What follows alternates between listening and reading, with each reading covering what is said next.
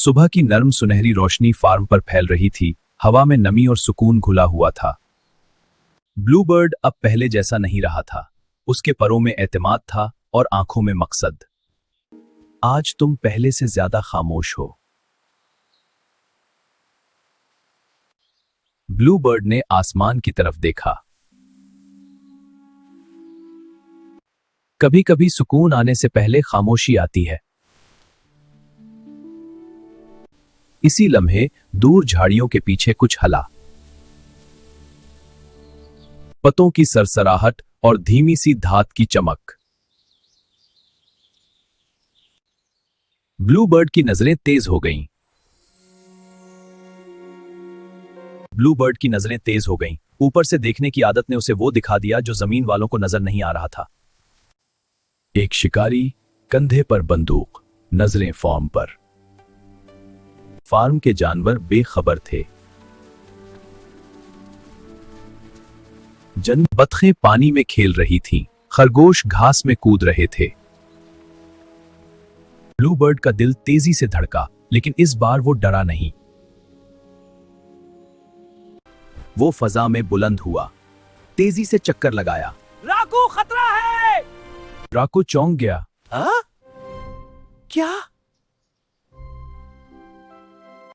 राकू, खतरा है! शिकारी झाड़ियों के पीछे। राकू चौंक गया। हाँ? क्या? राकू की आंखों में एक लम्हे को खौफ आया, फिर एतमाद। तो फिर आज तुम लीडर हो बलू। ब्लू बर्ड ने गहरी सांस ली। वो पहले वाला ख्वाब देखने वाला परिंदा नहीं रहा था। वो आसमान में बुलंद गया और जोर से मखसूस आवाज निकाली, एक ऐसी आवाज जो सिर्फ फार्म वाले समझते थे। जानवर चौंक गए, बतखें छुप गईं, खरगोश जमीन में घुस गए। शिकारी ने हैरत से ऊपर देखा। ये शोर कैसा? ब्लू बर्ड तेजी से उसके ऊपर से गुजरा। उसकी चमकती नीली परछाएं धूप में ऐसी लगी जैसे कोई आसमानी रोशनी हो। शिकारी लम्हे भर को रुका, फिर एक तेज आवाज, भाग जाओ! राकू ने नीचे से शोर मचाया। मुर्गियां इधर उधर दौड़े। फार्म में अचानक हलचल मच गई। शिकारी उलझन में पड़ गया। उसका निशाना बिगड़ गया। ब्लू बर्ड ने आखिरी बार फजा में चक्कर लगाया और तेजी से जमीन के करीब आकर झाड़ियों को अपने परों से हिलाया। वो घबरा गया। उसे लगा जैसे पूरा फार्म जाग चुका हो।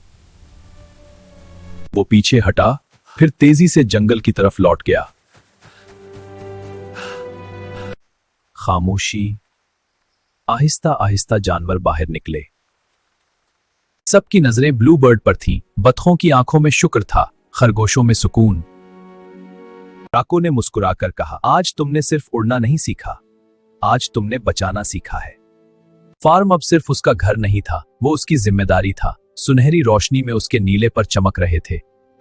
फार्म महफूज है। शुक्रिया, हम सब बहुत खुश हैं। हाँ, अब सब सुकून से रहेंगे। चलो खेलते हैं।